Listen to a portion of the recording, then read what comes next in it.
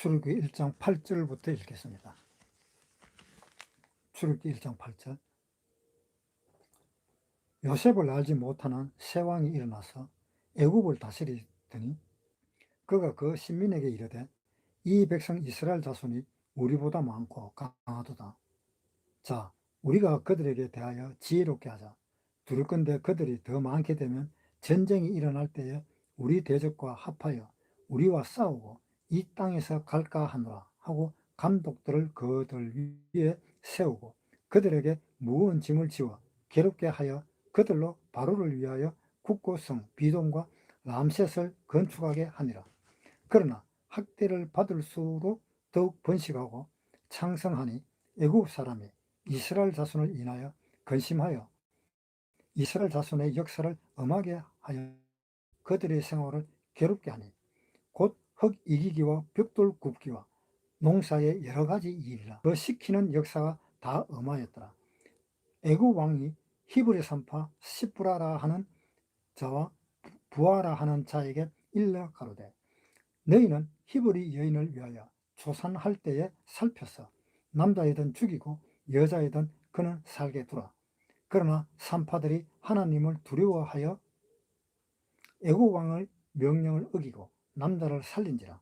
애굽 왕이 산파를 불러서 그들에게 이르되 너희가 어찌 이같이 하여 남자를 살렸느냐.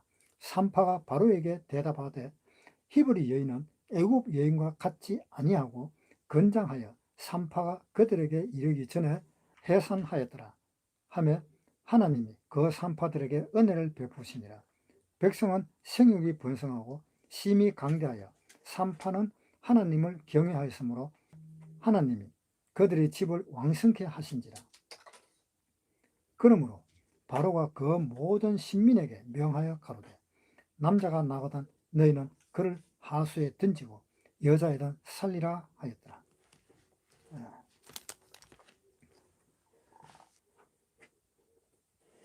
하나님은 이 바벨론 왕, 그 당시에 이 시드기야 왕이 마지막 왕으로 있을 때에도 가지 마라 그랬습니다. 그런데 바벨론으로는 가라고 허락을 했었습니다. 그때 바벨론과 애굽의 차이를 이야기했었습니다.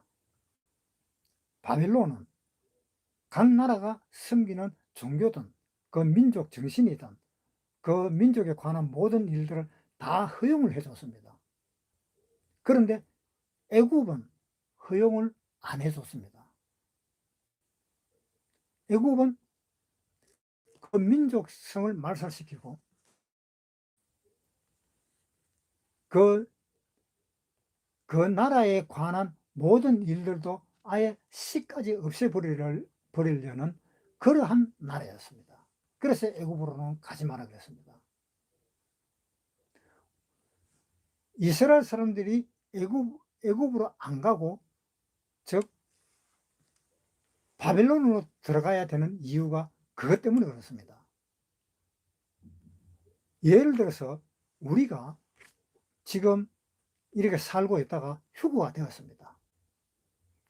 휴거가 되었는데 휴거된 사람은 물론 천국으로 가버렸는데 휴거 안 된 사람이 남아있다 이 말입니다. 휴거 안 된 사람은 남아있지만은 어때요? 구원받을 기회는 있어야 되잖아요. 왜? 하나님은 그 한 사람도 빠지지 않고 다 구원하기를 이른다 그랬으니까. 그러니까 비록 구원받은 사람은 휴거되고 올라갔지만은 사람들은 구원을 받아야 되잖아요. 구원받을 기회를 하나님은 또 주시고 있잖아요. 그런데 그 구원받을 기회를 주고 있는데 그것을 방해하는 것들이 있다 이 말입니다. 이 누굽니까? 바로 적그리스도입니다. 적그리스도는 사람의 모든 인격을 갖다 다 없애버리고 그 한 나라에 살고 있으면 그 나라의 풍습이라든가 민족성이라든가 그 모든 것을 다 말살시켜버리고 그러기 때문에 하나님은 애굽으로 가지 마라 그랬던 겁니다. 그것이 바로 뭔가 하면 애굽으로 가버리면은 우리가 휴거될 때에 휴거가 되어버리면은 상관이 없는데 휴거가 안 되어버리면은 그 애굽에서 얼마나 견디기 힘들겠느냐는 겁니다.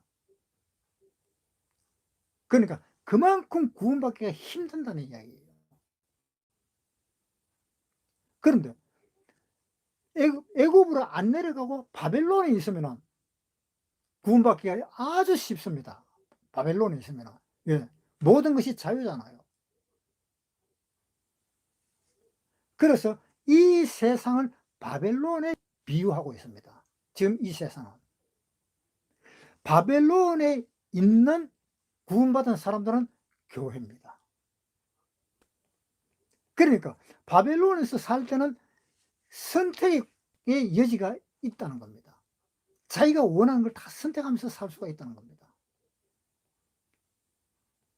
그러니까 우리가 지금 살고 있는 구원받은 사람들이 지금 살고 지금 이 구원받은 사람들이 모여가 있는 이 모든 교회들, 이 교회들이 사실상 어디에 있는가 하면은 바벨론에 있는 교회입니다. 자, 요한복음 한번 보겠습니다. 요한복음 17장 15절. 내가 비옵는 것은 저희를 세상에서 데려가시기를 위함이 아니요 오직 악에 빠지지 않게 보존하시기를 위함이니이다.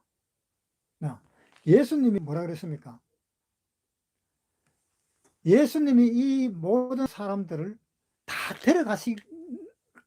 가시기를 원하지 않는다. 이 세상에 빠지지 않기를 원한다. 그것이 이 세상에서 하나님이 사람을 교육하는 교육장입니다. 즉, 바벨론이 이 이스라엘 사람들을 교육하는 교육장입니다. 다니엘이 어느 나라 사람입니까? 이스라엘 사람이잖아요. 하나님은 다니엘을 바벨론에다가 집어넣습니다. 집어넣어서 바벨론에서 다니엘을 교육을 시키는 거예요. 그거하고 똑같은 겁니다. 그래서 하나님은 이 세상에 우리가 이 세상에서 떠나지 말고 이 세상에 있으면서 교육을 받으라는 그 의미입니다. 출애굽기 1장 8절부터 읽겠습니다. 요셉을 알지 못하는 새 왕이 일어나서 애굽을 다스리더니 그가 그 신민에게 이르되 이 백성 이스라엘 자손이 우리보다 많고 강하도다. 자, 우리가 그들에게 대하여 지혜롭게 하자. 두렵건대 그들이 더 많게 되면 전쟁이 일어날 때에 우리 대적과 함께 합하여 우리와 싸우고 이 땅에서 갈까 하노라 하고 감독들을 그들 위에 세우고 그들에게 무거운 짐을 지워 괴롭게 하여 그들로 바로를 위하여 국고성 비돔과 람셋을 건축하게 하니라.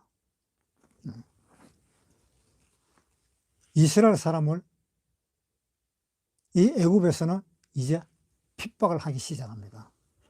400년 동안 이 이스라엘 사람들이 애굽을 섬겼으면 그나마도 고마운 줄 알고 있어야 되는데 그것도 모자래 갖고 이제 이스라엘 사람들을 갖다가 핍박을 하기 시작합니다. 그렇지만은 이 이스라엘 사람들이 빠져나오기가 힘든 거예요. 못 빠져나옵니다. 못 빠져나오는 곳으로 하나님은 이스라엘 사람들을 몰았던 겁니다.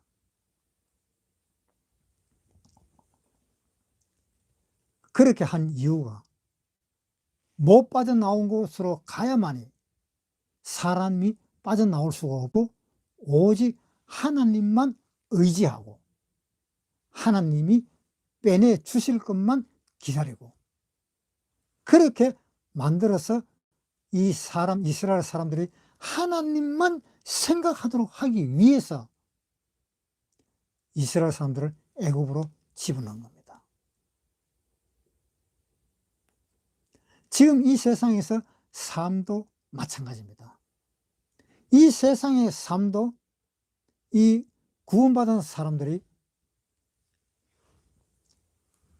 구원을 받았는데 어떤 어려운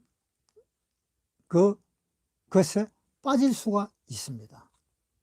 그 어려운 곳에 빠지는 것은 우리가 그 어려운 것에서 우리의 힘으로 빠져나올 수 있는 그러한 어려움은 하나님은 별로 원하지 않는 것입니다. 왜?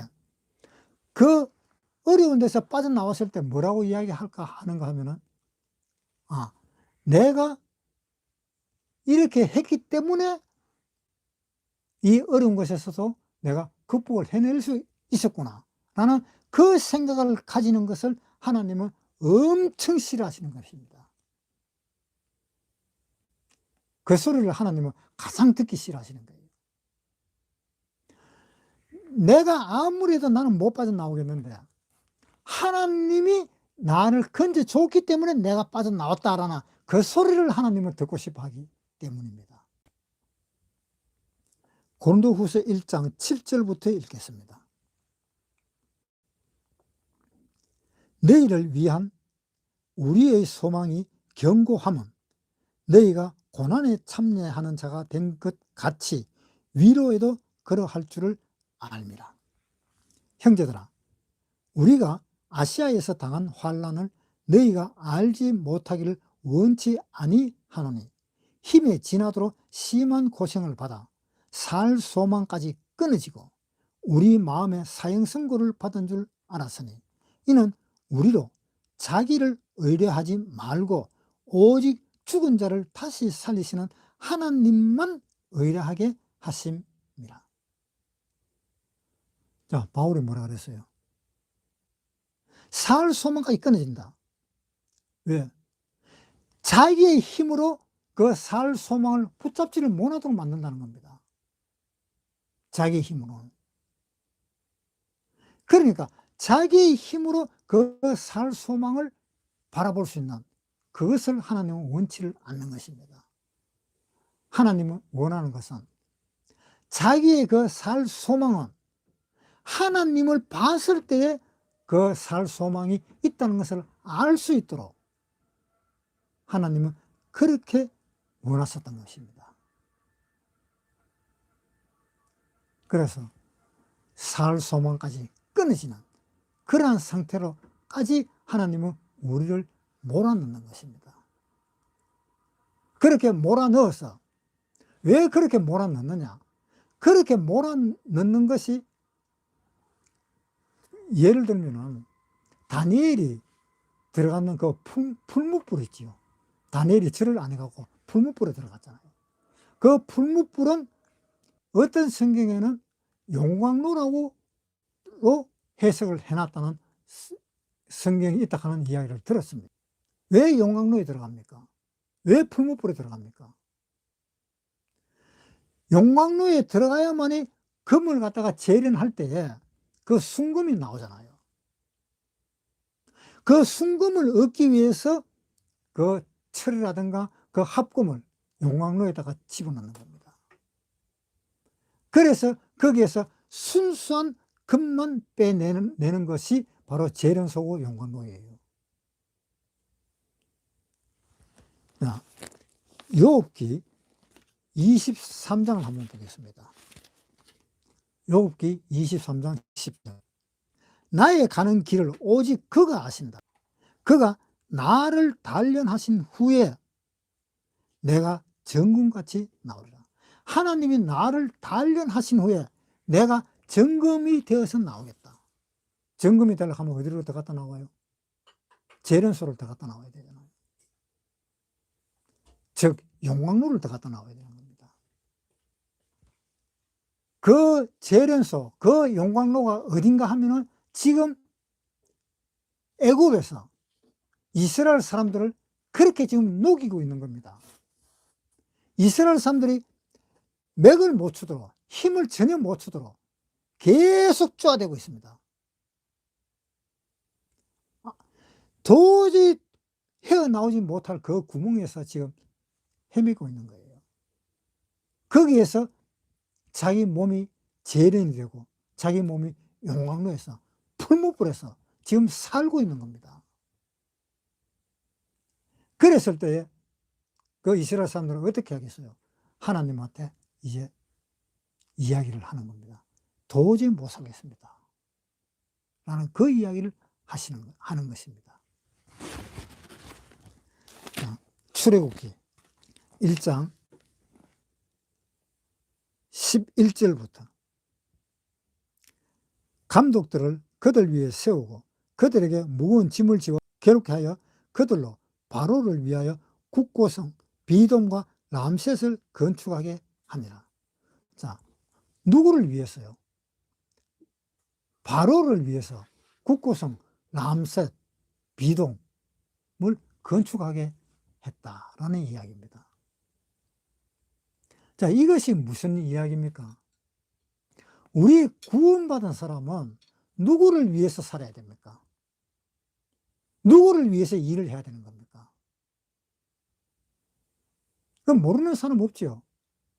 모르는 사람 없지만 한 번 더 성경을 보겠습니다. 고린도전서 10장 31절. 그런즉 너희가 먹든지 마시든지 무엇을 하든지 다 하나님의 영광을 위하여 하라. 유대인에게나 헬라인에게나 하나님의 교회에나 거치는 자가 되지 말고 나와 같이 모든 일에 모든 사람을 기쁘게 하여 나의 유익을 구치 아니하고 많은 사람의 유익을 구하여 저희로 구원을 얻게 하라. 이것이 우리의 사명입니다. 이것이 구원받은 사람의 사명입니다. 하나님의 영광을 위해서 하라. 하나님의 영광.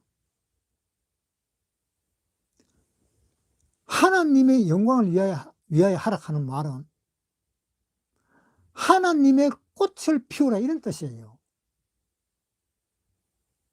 백합화가 어떻게 피는가 보라. 어떻게 자라는가 보라.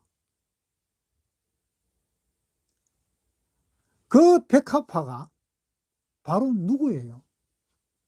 한번 봅시다. 마태복음 6장 28절. 또 너희가 어찌 의복을 위하여 염려하느냐? 들의 백합화가 어떻게 자라는가 생각하여 보라.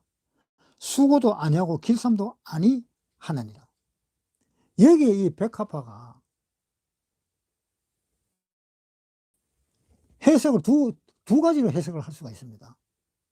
한 가지는 하나님을 의미하고 한 가지는 우리를 의미합니다. 하나는 우리를 의미하는 것은 바로 무엇입니까? 우리가 하나님을 믿음으로 인해서 우리는 거룩함을 얻었습니다. 우리는 원래 죄인인데 거룩한 꽃을 입은 겁니다. 그 꽃은 누가 해주시는 겁니까? 하나님이 해주시는 거예요. 그것이 바로 백합화입니다. 우리를 믿음으로 하나님은 우리를 백합으로 만들어 주신 것입니다. 그러면 백합으로 만들어 줬으니까 우리가 백합은 어떻게 일을 한다고요? 아무도 볼 수도 없고 아무도 느낄 수도 없고 그러한 가운데서도 꽃은 핍니다. 우리가 백합화가 자라는 걸 잘 보라 그랬는데 그 백합화가 자라는 걸 우리가 보면은 그 백합화가 물 빨아먹는 거 보입니까? 그 백합화가 줄기가 자라는 것이 보입니까? 안 보이잖아요. 꽃이 피는 것이 보입니까? 안 보이잖아요. 그렇게 그 보이지 않는 곳에서 그렇게 일을 함으로 인해서 그 백합화가 자라는 것입니다. 하나님이 백합화라면은 우리는 뭡니까? 그 꽃 이하에 있는 줄기라든가 나뭇잎이라든가 또 뿌리라든가 그것은 뭡니까? 그것은 바로 우리입니다. 그러니까 그 하나의 꽃을 위해서 얼마나 많은 힘과 노력이 들어가는 거예요. 한 송이 국화꽃을 피우기 위해 얼마나 많은 노력이 들어갈까. 그런데 이런 이야기하면 또 어떤 사람은 이런 이야기를 합니다. 우리 구원받은 사람은 할 일이 하나도 없다. 하나님이 다 해주시는 거다. 이렇게 또 이야기하는 사람이 있어요. 그것도 정말 황당한 궤변입니다. 왜 할 일이 없습니까? 우리가 왜 할 일이 없어요? 자, 한번 보세요. 요한복음 5장 17절.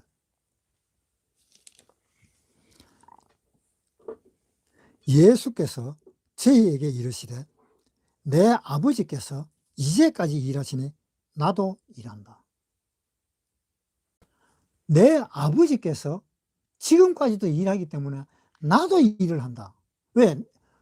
내 아버지가 그렇게 나를 위해서 일을 하는데 내가 가만히 놓을 수가 있느냐? 나도 일한다. 이게 그리스도인입니다. 하나님이 이제까지 일하시기 때문에 나도 일을 하는 거예요. 예수님이 이제까지 일하시니 나도 일을 하는 겁니다.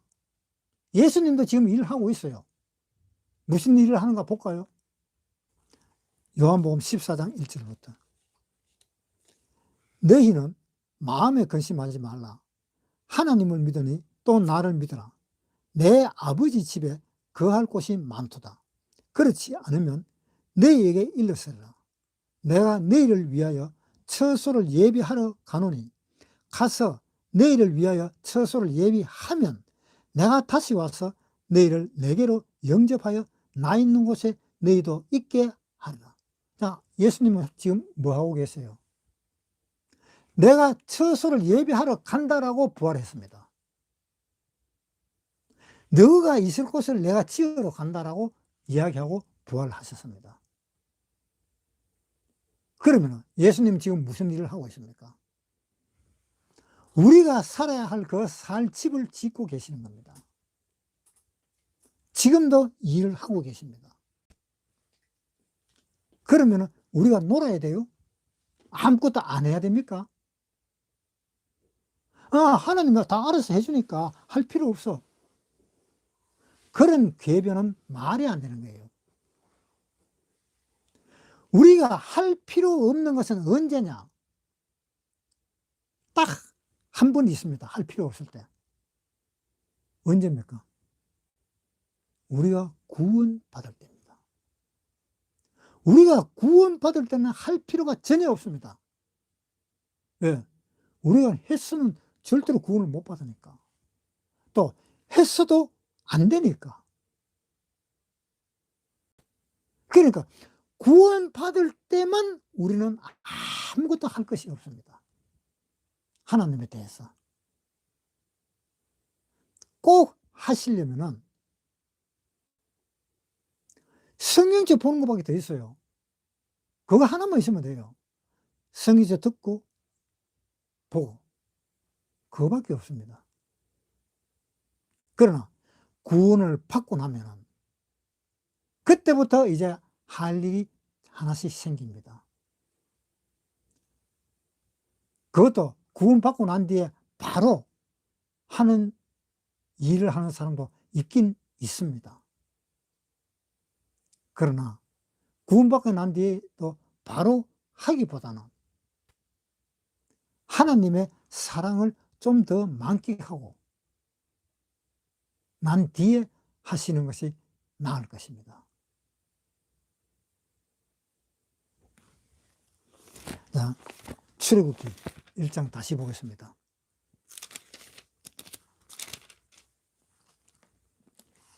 11절에 감독들을 그들 위에 세우고 그들에게 무거운 짐을 지어 괴롭게 하여 그들로 바로를 위하여 국고성과 비동과 라암셋을 건축하게 하니라. 무슨 일을 하고 있어요, 지금요? 바로를 위해서 국성인 그 비동과 라암셋을 짓도록 했습니다. 누구를 위해서요? 바로를 위해서. 자, 이 이스라엘 사람들은 다 구원받은 사람이잖아요. 이스라엘 사람들은 다 구원받은 사람들이 에집트로 내려와 가지고 애굽을 섬기면서 지금 살고 있는 겁니다. 왜 하나님은 구원받은 사람을 이 에집트에 집어넣었느냐? 그 후손들이 어떻게 구원받는가라는 것을 알려주기 위해서, 실물로 교훈시키기 위해서 이스라엘 사람을 애굽으로 집어넣은 겁니다. 그래서 그 애굽 사람들이 이스라엘에서 당하는 그 고통으로 인해서 그 홍해 바다를 건너서 그 나오는 그 과정을 내가 너희를 구원하는 과정이다라는 것을 가르쳐 주기 위해서 이스라엘 사람을 애굽으로 집어넣은 거예요. 이스라엘 사람들이 애굽에서 제사를 안 지내도, 문설주에 피를 안 칠해도 이스라엘 사람들은 다 구원받은 사람입니다. 이제 피를 안 칠하면 이스라엘 사람들도 죽습니다. 피를 안 칠했기 때문에. 그러나 그 사람들의 마음속에 있는 그 영혼은 구원받은 사람이기 때문에 천국에는 갑니다. 그렇지만은 하나님의 그 우리를 구원시키는 그 방법을, 그것을 이야기하면서 내가 너희를 이렇게 해서 구원을 시켰다라는 것을 우리에게 가르쳐 주고, 또 후대에 있는 그 사람들에게 그 방법을 통해서 구원을 받아야 된다는 것을 알리기 위해서 이스라엘 사람을 이집트로 집어넣은 겁니다. 그렇게 집어넣는 이 구원받은 사람들이 지금 뭐 하고 있어요? 바로를 위해서 살고 있잖아요. 그것은 잘못되는 겁니다. 즉, 이것은 우리가 구원을 받고 난 뒤에 하나님을 위해서 사는 것이 아니라 바로를 위해서 사는 것이 잘못됐다는 겁니다. 우리는 지금 대한민국이라는 이곳에 살고 있습니다. 대한민국이라는 곳에 살고 있지만 우리가 이 대한민국에서 어떤 법을 받으면서 살고 있습니까? 대한민국의 법을 지키면서 살고 있습니다. 대한민국의 법을 지킨다는 것은 이스라엘 사람들이 애굽에 내려가서 애굽의 법을 지키면서 사는 것과 같은 것입니다. 안 그래요? 이스라엘 사람들이 애굽으로 내려갔으면 애굽 법을 지켜야 되잖아요. 우리가 미국에 가서 살면 미국에서 살면 미국의 법을 지켜야 되잖아요. 우리가 한국에서 태어나서 한국에서 살면 한국의 법을 지켜야 되잖아요. 그것처럼 이 이스라엘 사람들이 애굽으로 들어갔으니까 애굽의 법을 지켜야죠. 애굽의 법에는 어떻게 되어 있는가 하면 이스라엘 사람은 우리의 노예다. 그러니까 우리의 노예인 사람들은 라셋과 비돔 성을 짓도록 해라 라는 그 법이 있는 겁니다. 그래서 그 법을 지키면서 사는 겁니다. 그런데 그 법을 지키면서 사는데 그 법을 지키면서 사니까 너무 몸이 이제 피곤한 겁니다. 견디지를 못할 정도로. 그러니까 하나님께 부르짖습니다. 왜 하나님께 부르짖습니까? 견디지를 못하니까.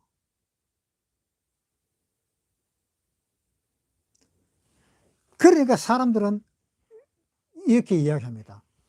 어떤 괴로움이라든가 어떤 어려움이 있는다든가 어떤 기도를 한다든가 그러면 부르짖으라. 성경에 보면 부르짖으라 하는 말이 많거든요. 그러니까 그걸 따라서 부르짖으래요. 그 부르짖는다고 해서 하나님이 들을 것 같아요? 안 들어요. 한번 보세요. 이사야 1장 14절. 내 마음이 너희의 월삭과 정한 절기를 싫어하나니 그것이 내게 무거운 짐이라 내가 지기에 곤비하였느니라. 내가 손을 펼 때에 내가 눈을 가리우고 내가 많이 기도할지라도 내가 듣지 않느니라. 자, 많이 기도하면 듣는다 그랬어요? 안 듣는다 그랬잖아요. 근데 뭘 부르짖어요? 아무리 부르짖어도 안 듣는데 하나님이.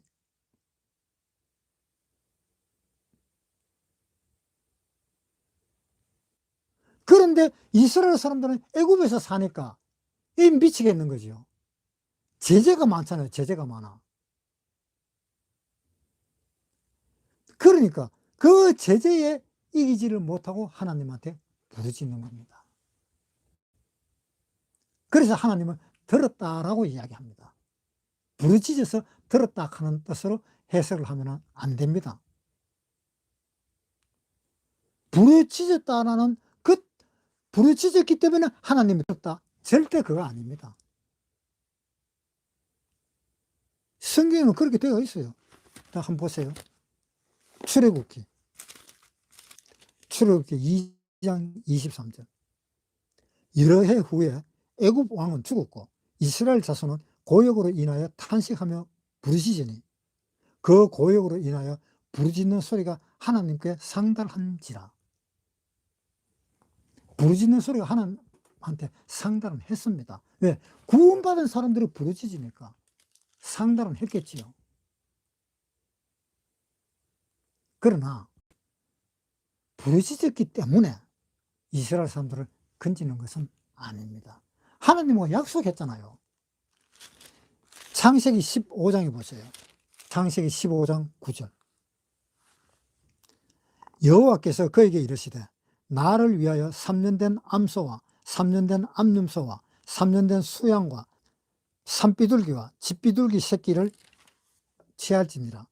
아브라함이 그 모든 것을 취하여 그 중간을 쪼개고 그 쪼갠 것을 마주 대하여 놓고 그 새는 쪼개지 아니하였으며 솔개가 그 사체 위에 내릴 때에는 아브라함이 쫓았더라.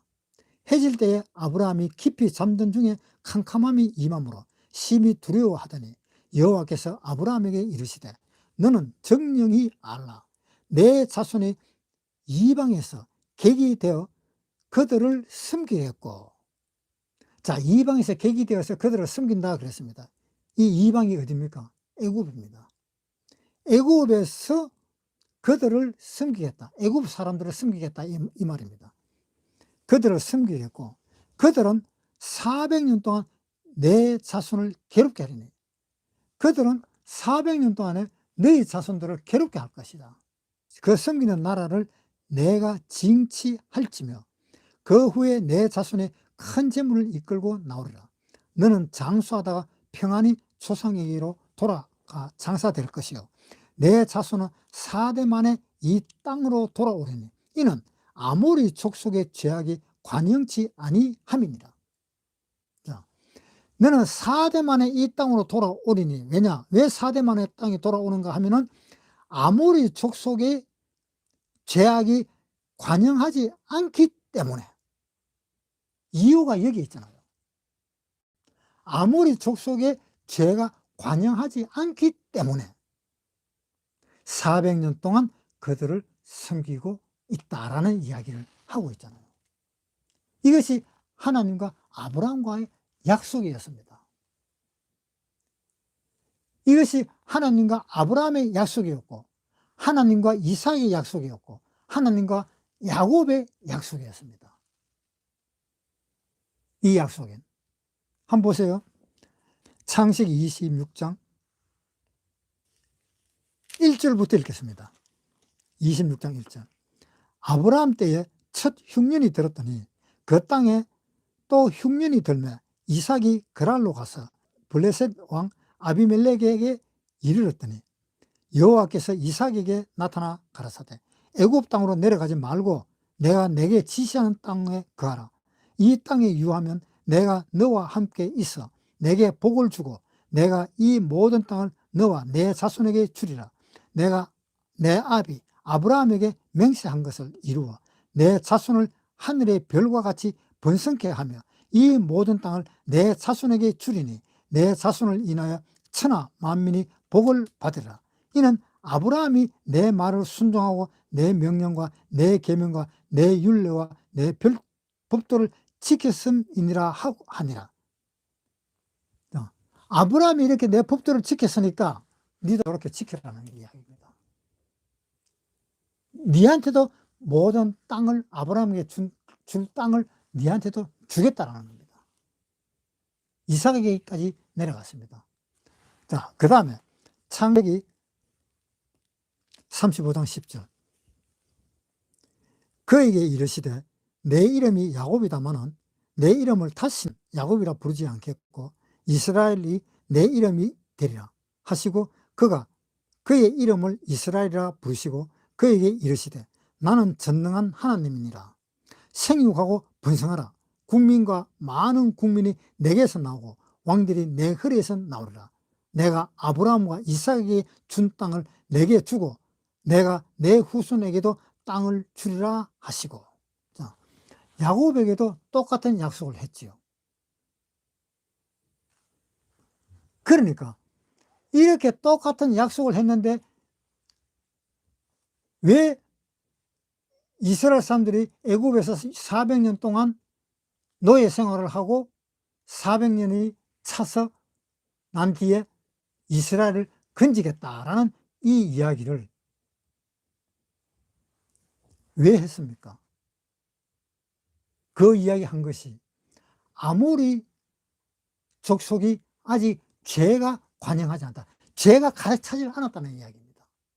아모리 족속이 죄가 가득하게 차면은 내가 너를 끌어내겠다 이런 이야기입니다. 그 왜냐? 아모리 족속이 가나안 땅의 대표적인 족속입니다. 가나안 땅에 아모리 족속이 죄를 많이 지어서 죄가 가득 찼을 때 하나님이 그때서는 막 심판을 합니다. 그때 심판을 할 때에 하나님은 애굽 땅에서 이끌어내온 이 이스라엘 사람들을 투입해서 하나님이 심판하시는 그 땅을 이스라엘 사람들이 가는 곳곳마다 하나님이 개입을 해서 하나님 편에서 이기게 하겠다는 이야기입니다. 그래서 가나안 땅을 내가 너희한테 주겠다라는 이야기입니다.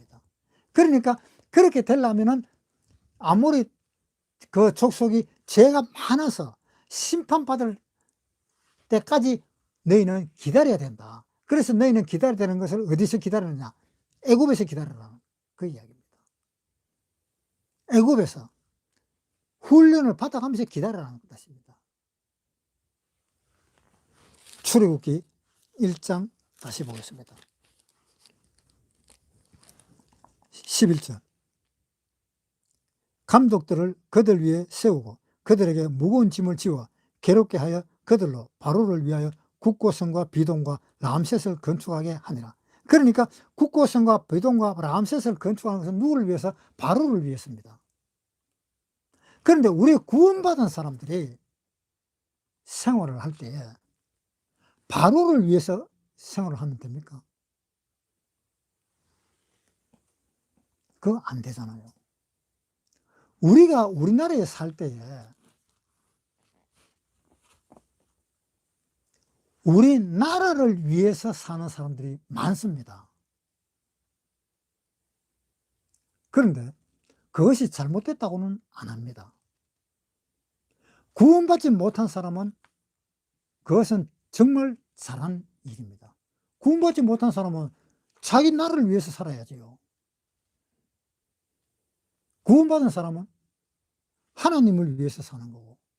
그런데 하나님을 위해서 산다니까 다른 사람이 하는 말이 너는 우리나라 사람인데 구원받았다고 해서 나라를 위해서 안 살고 하나님을 위해서 사냐? 이런 질문이 들어오는 경우가 있을 것입니다. 그런 사람한테는 우리가 이해를 시켜야 됩니다. 하나님을 위해서 사는 것이 바로 우리가 나라를 위해서 사는 것이다 라는 것을 이해를 시켜야 될 것입니다. 왜? 자, 로마서에 한번 보겠습니다. 로마서 13장 1절. 각 사람은 위에 있는 권세들에게 굴복하라. 권세는 하나님께로 나지 않음이 없나니 모든 권세는 다 하나님의 정하신 바라. 그러므로 권세를 거스르는 자는 하나님의 명을 거스름이니 거스르는 자들은 심판을 자취하리라. 자, 이거 뭐라고 되어 있어요? 각 사람은 위에 있는 권세들에게 굴복하라 그랬습니다. 내 위에 있는 권세 있는 자가 누굽니까? 그 자기 자신이 생각해 보면 될 거 아닙니까? 내 위에 권세 있는 자는 우리 가족으로 이야기하면 형이고 누나고 또 아빠고 엄마고 또 할아버지고 할머니고 또 나아가서는 학교에서는 선생님이고 또 선생님 위에 또 교장 선생님이고 또 직장에 나가면 직장의 상관이고 내 바로 위에 직속 상관이다. 또 그 위에 높은 상관이다. 어느 지역에서든지 내 위에 있는 사람이 있잖아요. 그 사람의 말을 다 들어가면서 살아야 됩니다. 우리 구원받은 사람은. 왜? 1절에 다시 보겠습니다. 각 사람은 위에 있는 권세들에게 굴복하라. 권세는 하나님께로 나지 않음이 없나니 모든 권세는 다 하나님의 정하신 바라. 자, 모든 권세는 하나님이 다 정해놨다. 그러니까 그 말을 듣고 살아라. 자, 그러면은 우리가 나라를 위해서 사는 겁니까? 나라를 위해서 살지 않는 것입니까? 더 나아가서 나라에 그 높은 관직이 있는 그런 사람들의 말을 다 들어가면서 살아야 되잖아요. 그래서 결국은 나라를 위하는 거잖아요. 그 나라를 위해라 하는 것이 누구의 명령입니까? 하나님의 명령이잖아요. 사람의 명령이기 이전에 하나님의 명령입니다. 그래서 우리는 하나님의 명령을 받고 살려면 나라를 위한 삶이 있다는 겁니다. 하나님의 명령을 받고 사는 삶에는 하나님의 명을 받고 사는 그 삶이 있다는 뜻이에요. 우리가 하나님을 위하지 않는 그 삶을 살 것 같으면 억지로라도 하나님을 위해서 살아야 될 거고, 우리가 구원을 받았다면 하나님을 위해서 사는 것이 바로 나라를 위해서 사는 것과 직결된다는 것을 알아야 되는 겁니다.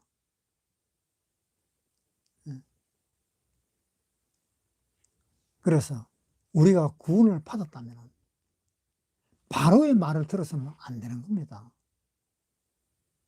구원받은 사람은 하나님의 말을 들어야 됩니다. 바로의 말을 들어서는 안 됩니다. 왜? 바로의 말을 듣는다는 것은 멸망으로 가는 거기 때문에. 이사야 19장 18절.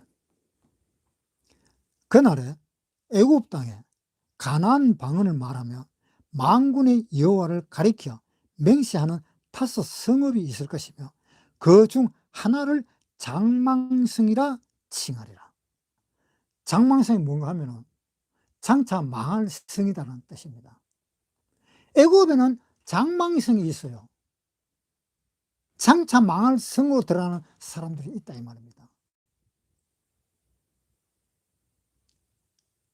그러니까 우리가 살고 있는 지금 이 땅, 민주사회에 살고 있는 이 모든 땅, 애국과 같지 않은 장망성이 없는 나라, 장망성이 없는 나라에서 살고 없는 나라에서 살려면은 다 자기보다 높은 그 지위에 있는 그 사람들, 나라를 위해서 살아야 됩니다. 그러니까 각 사람은 각 나라에 대해서 생각을 하면서 살아야 되는 겁니다. 그러니까 구원받은 사람은 그렇게 살아야지. 먹든지 마시든지 무엇을 하든지 하나님의 영광을 위해서 살아야 된다 이 말입니다. 그것이 첫째입니다.